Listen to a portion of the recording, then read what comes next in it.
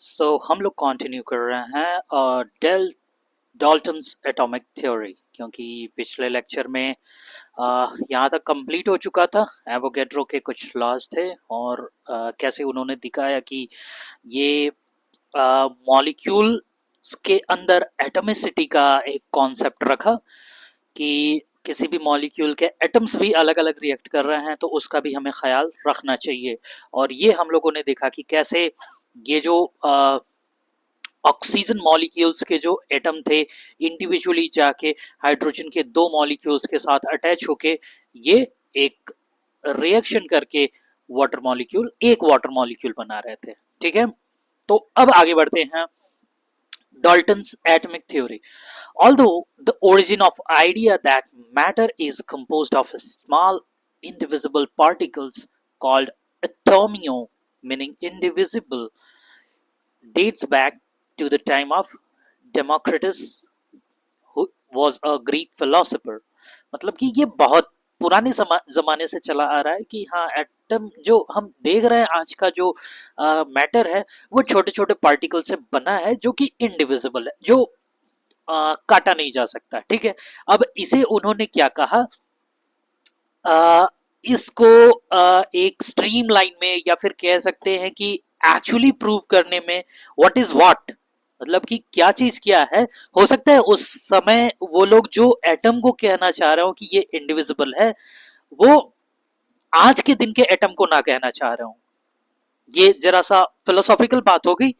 ठीक है ना, कभी कभी होता है यूं है कि साइंस में शब्दों पर ही बहुत जोर दे दिया जाता है, एक्चुअल माइंडसेट पे ध्यान नहीं दिया जाता है। तो एटम जो आज का है, ठीक है, वो कैसे बना, कैसे नहीं बना, या फिर किन चीजों से बना है, उसके बारे में हम जानने की कोशिश कर रहे हैं। It again started emerging as a result of several experimental studies which led to laws mentioned above. तो ये फिर से एक बार प्रकाश में आया, इन चीजों तब प्रकाश में आया, कह सकते हैं ऐसे, जब हम ऊपर के इन 5 थ्योरीज के बारे में हमने देखा। जो गैलोसैक्स का लॉ, वो डेफिनेट मास का नियम था गैसेस के लिए, और प्रूस्ट का था, डेफिनेट प्रोपोर्शन का था, ठीक है ना, मल्टीपल प्रोपोर्शन का था। ये सारे जब हम लोगों ने देखे और वो क्लियर हुआ, तब फिर इसका फिर से एक आया जमाना कि क्यों ना हम फिर से एटम्स के बारे में बात करना शुरू करें। आखिर में क्या प्रॉब्लम है, कहां से ये सारी चीजें आ रही हैं।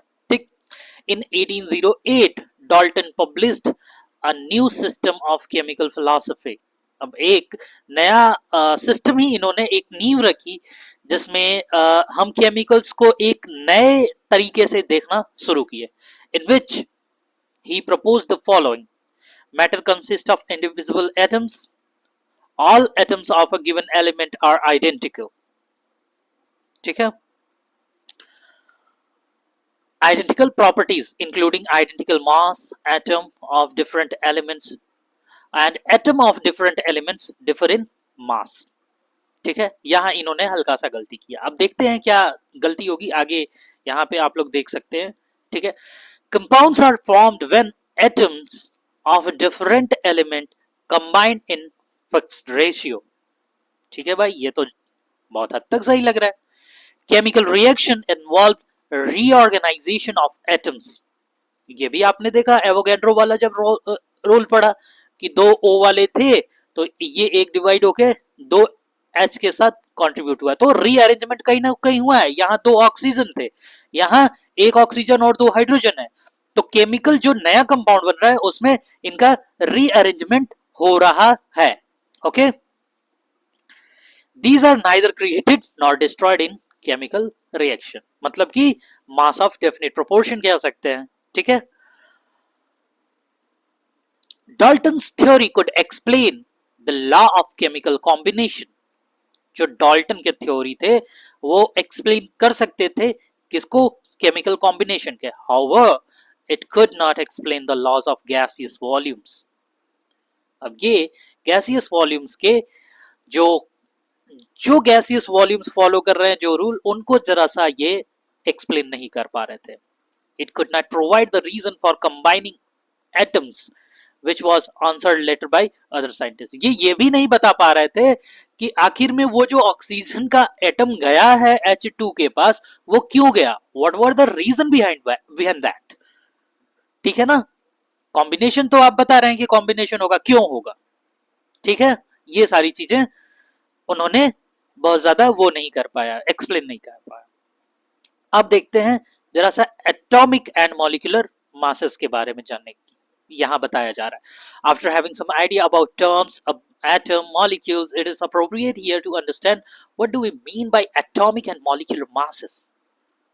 आखिर में हमने एटम तो कह लिया, हमने एटम और मॉलिक्यूल्स के डेफिनिट मास प्रोपोर्शन के बारे में भी बात कर लिया, मास प्रोपोर्शन के बारे में बात कर लिया, but what actually this atomic mass और मॉलिक्यूलर मास मींस, उनके बारे में जानना जरूरी है यहाँ पे। So atomic mass or the mass of an atom is actually very very small because atoms are extremely small. ठीक है, we all know. Today we have sophisticated techniques. Example mass spectrometry, जिसमें मेरी एक्सपर्टाइज होने जा रही है, जिसमें मैं पीएचडी करने जा रहा हूँ, जो कि मेन मेरा टॉपिक है बायोफिजिक्स,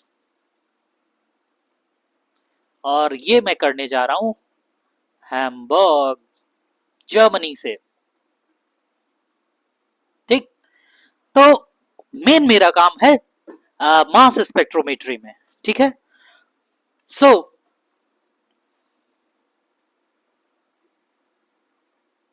अब इसे आगे बढ़ाते हैं कि इसमें क्या करते हैं कि एक्चुअली हम मास को डिसाइड करने की कोशिश करते हैं कि what is the possibility that it has this kind of mass. ठीक है, और बहुत डेप्थ में जाना चाहिए कि नहीं, लोग मुझे वो कर सकते हैं कि ऐसा नहीं होता है, बट मैं बता दूं very precisely, V mass charge ratio find out करने की कोशिश करते हैं। ठीक है, और उससे हम कैलकुलेट करके मास भी पता कर लेते हैं। ठीक है, हो सकता है लोग कुछ लोग क्रिटिसाइज कर सकते थे, इसलिए मैंने ये बताया, बशर्ते ये आप बड़े हो जाओगे तभी जानोगे। For determining the atomic mass fairly accurate, मैंने कहा ना एक्चुअल मास वो नहीं बताता, that depicts the mass charge ratio. ठीक है, चार्ज अगर जो 1 है उस पे तो समझ लीजिए मास ही है, बट अगर जो चार्ज अलग है तो मास fairly accurate होगा, not the accurate one.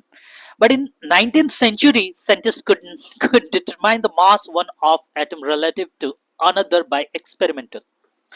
यहाँ पे तो हम मास स्पेक्ट्रोमेट्री के थ्रू डिस्क्रीट मास हम पता कर ले रहे हैं, बट हम बात कब की कर रहे हैं, एक्चुअली हम बात कर रहे हैं जब डाल्टन थे, जब इतने बड़े बड़े वैज्ञानिक थे, और उस समय क्या है आप देखिए, यहाँ पे बात चल रही है 460 बीसी से 370 बीसी, हाँ, और यहां पे बात चल रही है 8008 की बात चल रही है। ठीक है ना, तो इस पे हम लोगों को ध्यान देना चाहिए कि कब की बात हो रही है। तो उस समय मास स्पेक्ट्रोमेट्री नाम की चीज कुछ हुआ नहीं करती थी, एमएस हुआ नहीं करता था। ठीक है, means as has been mentioned earlier, hydrogen being the lightest atom was arbitrarily assigned a mass of 1 without any unit. अब जब हमको रिलेटिव मानना है, ठीक है, अगर हमको कोई रिलेटिव टर्म लिखना है तो सबसे पहले हमें क्या करना पड़ेगा कि एक यूनिट डिफाइन करना पड़ेगा, और उससे जब हम कह रहे हैं रिलेटिव कर रहे हैं तो उससे कोरिलेट करना पड़ेगा।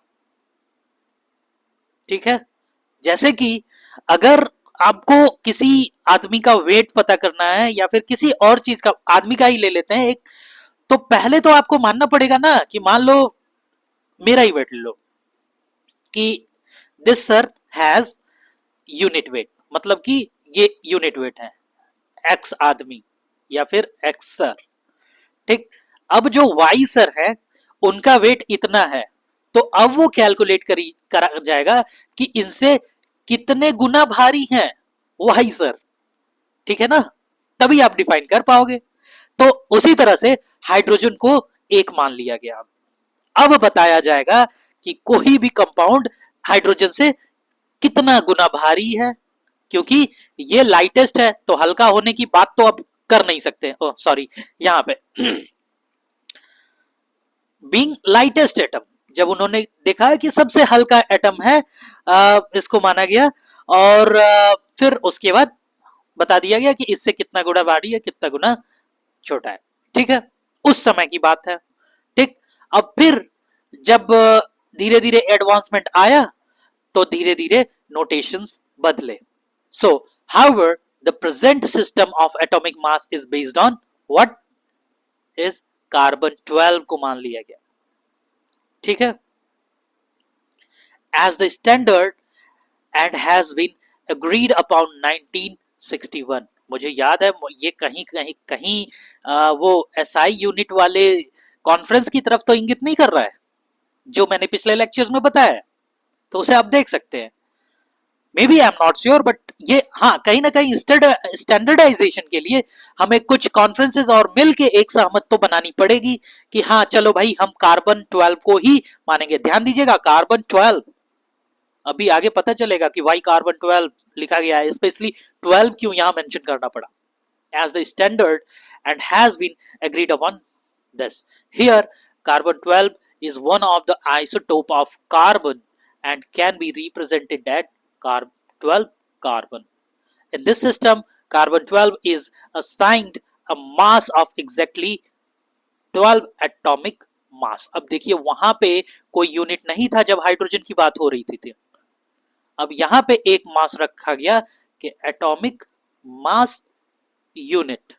ठीक, अब बताया जाएगा कि what is atomic mass unit. अब इस यूनिट को डिफाइन किया जाएगा, ठीक है ना, और तब समझ में आएगा कि कार्बन का मास 12 ही क्यों कहा गया। ठीक है, so and mass of all other atom are given relative to this standard.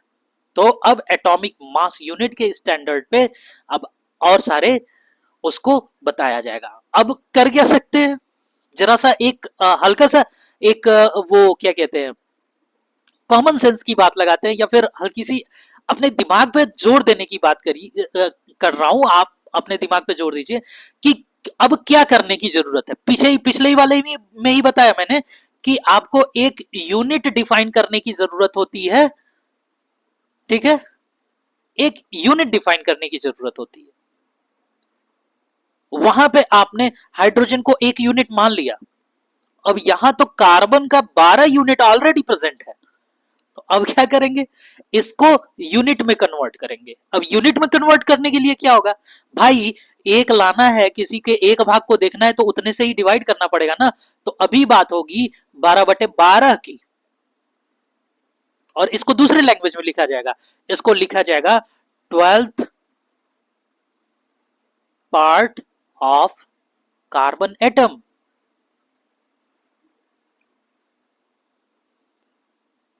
ठीक, carbon atom mass, and that will be an AMU, atomic mass unit.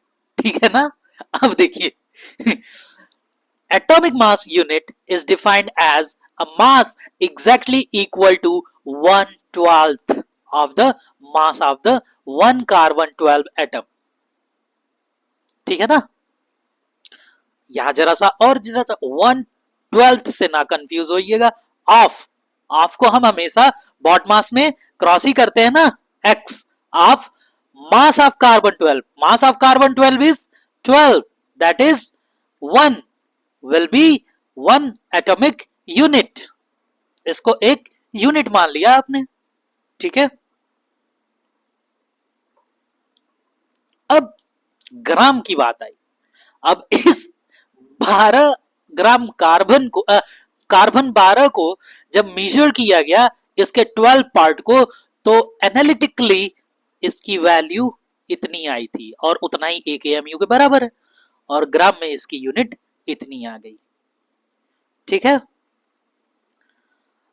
अब इसी से बात आया कि कन्वर्ट कर दिया गया इसको हाइड्रोजन में, मतलब कि अगर हाइड्रोजन का मास 1 है एक एएमयू है तो मतलब कि उसके एक एटम का ग्राम में जो वैल्यू होगा 1.6736 cross 10 to the power minus 24 grams. वही चीज यहां पर बता दी। समझ में आया?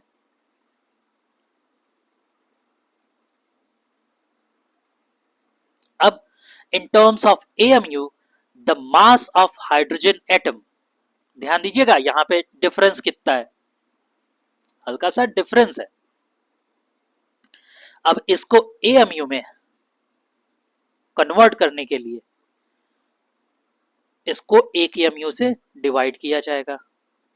अब एग्जैक्टली इसका जो एएमयू में यूनिट आया वो 1.0078 आ जाएगा। ठीक है ना? समझ में आया? अब आगे बढ़ते हैं। लगता है मैं कुछ गड़बड़ किया हूं क्या यहाँ पे, मे भी शायद मुझे फील हो रहा है। खैर ये क्लियर हो जाए एक बार और मैं बता देता हूं कि एक एमयू जब कार्बन के 12 ग्राम को, नहीं यही तो बताया था, कार्बन के 12 ग्राम को जब वे किया गया तो इतना आया और इसको एक एमयू माना गया। हाँ, और हाइड्रोजन को इतना माना गया। यहां पे मैंने गड़बड़ किया है। 6736 will not be equals to 1 AMU, it will be equals to 1.0078 AMU. Okay. Similarly, the mass of oxygen, similarly oxygen का जो मास होगा 16 will be 15.995 AMU। ठीक है, at present AMU has been replaced by U ही सीधे कह दिया, which is unified mass। ठीक है, when we use atomic masses of element in calculation we actually use average atomic mass of elements। हैं, अब नया कॉन्सेप्ट आ गया यार, अभी तक तो मास की बात कर रहे तो अब ये एवरेज कहां से ले आ रहे हो इसमें। ठीक है, let me check once again that कितना मिनट हो गया है इस लेक्चर को। 17 मिनट हो गया है। मुझे लगता है इसे कंटिन्यू खत्म ही करना चाहिए, तो मॉलिक्यूलर मास की बात बाद में करेंगे। ठीक है, मॉलिक्यूलर फॉर्मूला मास, चलिए देखते हैं कहां तक हो सकता है। Average atomic mass, many naturally occurring elements exist as more than one isotope. मैं ये भी कह सकता हूँ यार 1.5x 2x पे लगा के देख सकते हो, तो ये बहुत ज्यादा लंबे नहीं पड़ेंगे, तो आपका समझने का वो भी बढ़ता है और चीजें या मायने रखता है। आप पढ़ रहे हो, एक्चुअली आप कोरम नहीं पूरा कर रहे हो और यहाँ पे कोरम नहीं पूरा होगा। मैं पढ़ाऊंगा, बढ़िया से पढ़ाऊंगा, जल्दीबाजी में कुछ नहीं होता। मैंने पिछले भी लेक्चर में बोला है कि आप जिस चीज में जितना टाइम दोगे आप उसमें उतनी ही महारत हासिल कर लोगे। 5 सेकंड में, 15 सेकंड में, 5 मिनट में ये कॉन्सेप्ट वाला मुझे नहीं समझ में आता और ना ही आपको समझ में आएगा। आप उस समय स्यूडो कॉन्फिडेंस में आ जाओगे, हाँ देख लिया मैंने, लेकिन 5 मिनट वाला 5 मिनट में भूलेगा भी। एक सिंपल सा एग्जांपल लीजिए, एक कारपेंटर अगर जो आप अपने कारपेंटरी में 4 साल दिया है तो वो कारपेंटरी में ही महारत हासिल करेगा यार। और 5 साल आप केमिस्ट्री में दोगे तभी आप 5 साल, 5 मिनट में, 5 मिनट आपने केमिस्ट्री में इन्वॉल्व किया है तो 5 मिनट वाली ही कॉन्फिडेंस आएगा, 5 मिनट वाला ही समझ आएगा। ठीक है ना? आप 5 मिनट वाले से कंपैरिजन कर लीजिए केमिस्ट्री वाले से और 5 घंटे वाले से कंपेयर, आपको खुद अंतर पता चल जाएगा। तो मैं बस ये जानता हूं कि कॉन्सेप्ट को पूरी तरह समझना है इररिस्पेक्टिव ऑफ टाइम। आप ब्रेक ले लीजिए, 5 मिनट पे ब्रेक ले लीजिए, 2 मिनट का ब्रेक ले लीजिए, 5 मिनट का ब्रेक ले लीजिए, मुझे उससे कोई मतलब नहीं, वो आपका तरीका है पढ़ने का। लेकिन पढ़िए तो पूरा पढ़िए, अच्छे से पढ़िए, ये शॉर्टकट के चक्कर में ना पढ़िए। अब सभी लोग कहते हैं मेहनत का कोई शॉर्टकट नहीं, शॉर्टकट नहीं, शॉर्टकट, और सब 5 मिनट की वीडियो, 30 सेकंड की वीडियो बनाने में पड़े हुए हैं। ठीक है ना? तो इस तरह से काम नहीं चलता, मैं तो बिल्कुल इससे अग्री नहीं करता। हाँ, एक बार इसे पढ़ लीजिए, उसके बाद जाके 2 सेकंड में निपटा दीजिए, मुझे कोई फर्क नहीं पड़ता। मुझे लगता है आपको समझ में भी आएगा। When we take into account the existence of these isotopes and their relative abundance, अब ध्यान दीजिएगा यहां पे 2 चीजों की बात हो रही है, एक तो आइसोटोप की बात हो रही है और एक रिलेटिव अबंडेंस की बात हो रही है। अबंडेंस मतलब जानते हैं कि नहीं आप लोग?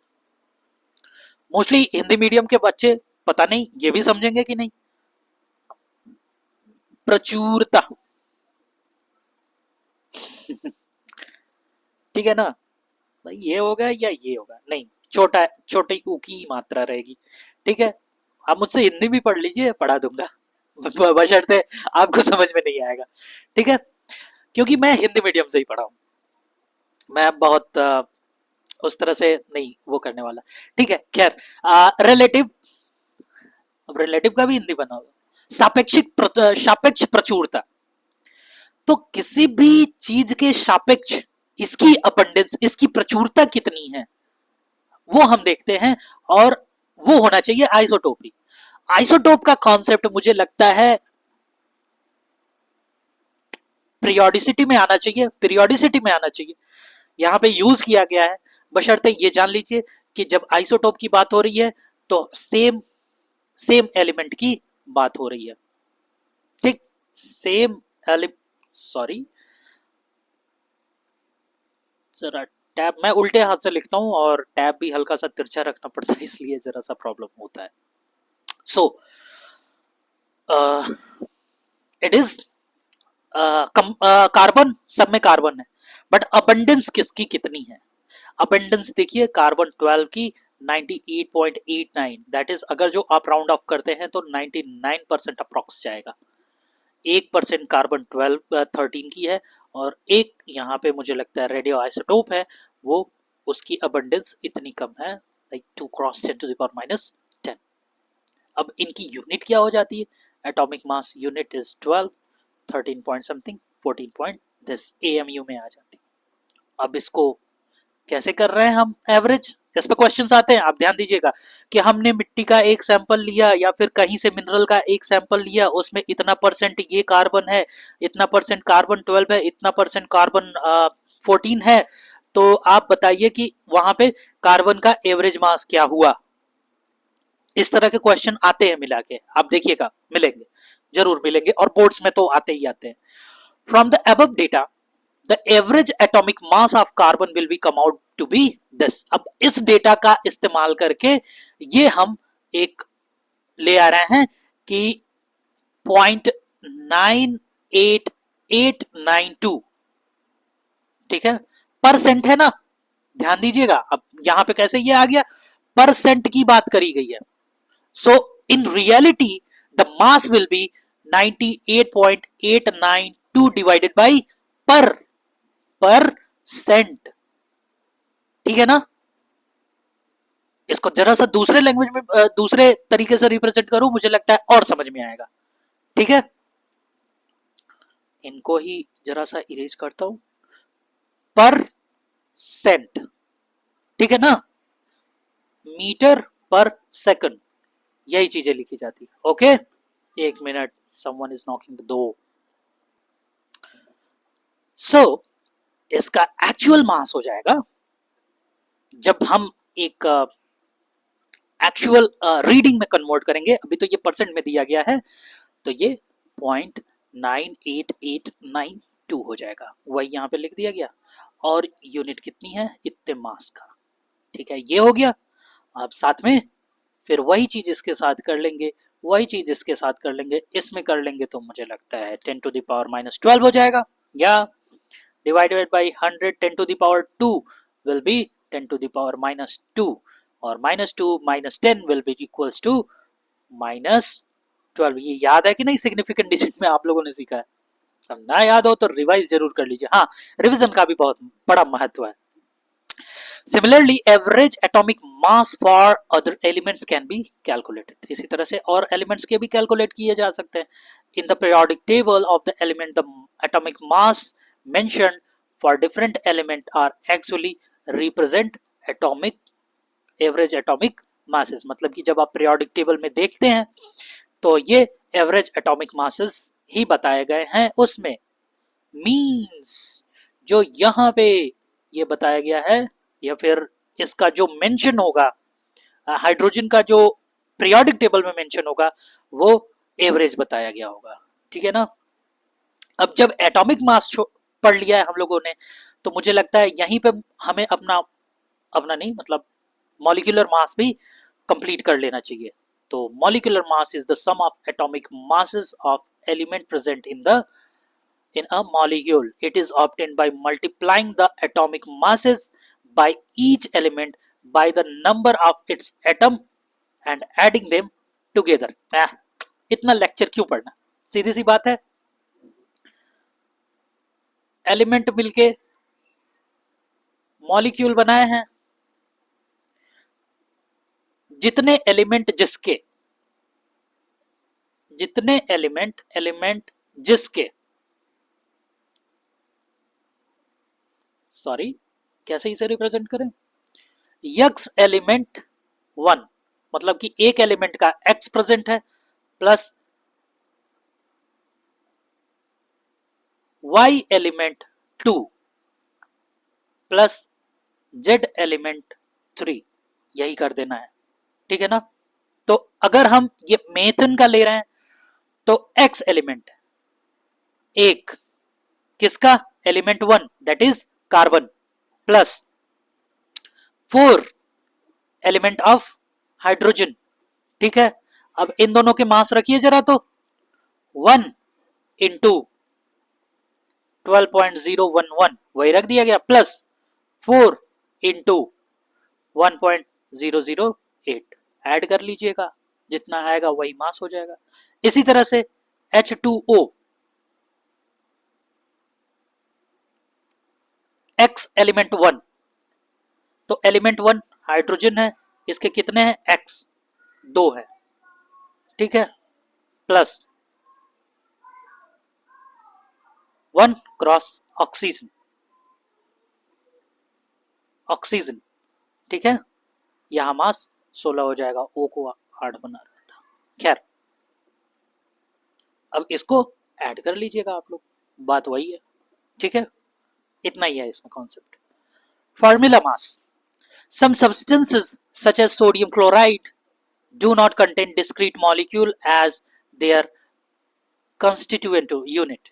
In such compound, positive and negative entities are arranged in three-dimensional structure shown in figure. तो कहने का मतलब ये है कि अब बात कर रहे हैं जरा सा फॉर्मूला मास की, ठीक है। It may be noted that in sodium chloride, one Na ion is surrounded by 6 chloride ion, ठीक है, एंड वाइस वर्सा, मतलब कि फिर एक जो क्लोराइड आयन होगा दूसरे से सराउंडेड होगा। The formula such as NaCl is used to calculate the formula mass instead of molecular mass, ठीक है। अब यहां पे फॉर्मूला मास हम लोग करेंगे जिससे mass as in the solid state sodium chloride doesn't exist as single entity, ठीक है, मतलब कि ये single sodium chloride molecule form नहीं करते, एक सिंगल एंटिटी की तरह प्रेजेंट नहीं होते। Thus the formula mass of sodium chloride is mass of sodium, atomic mass of sodium and atomic mass of chlorine, लगभग वही है सेम। तो ये दोनों आपने ऐड कर लिया, ठीक है। अब यहां देखिए एक प्रॉब्लम दिया है, calculate the molecular mass of glucose.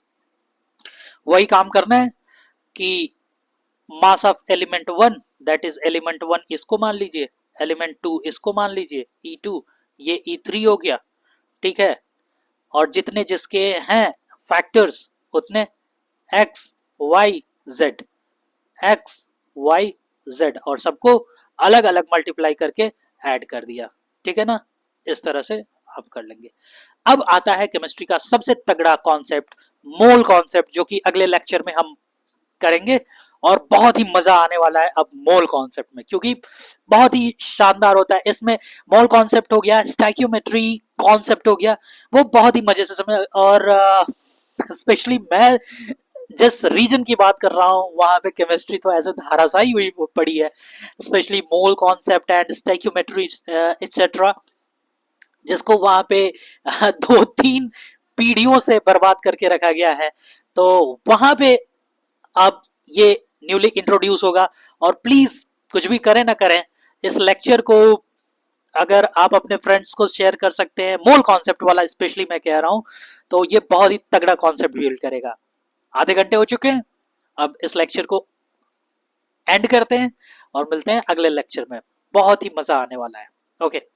So thank you, thanks a lot for stay tuned with me, and bye bye.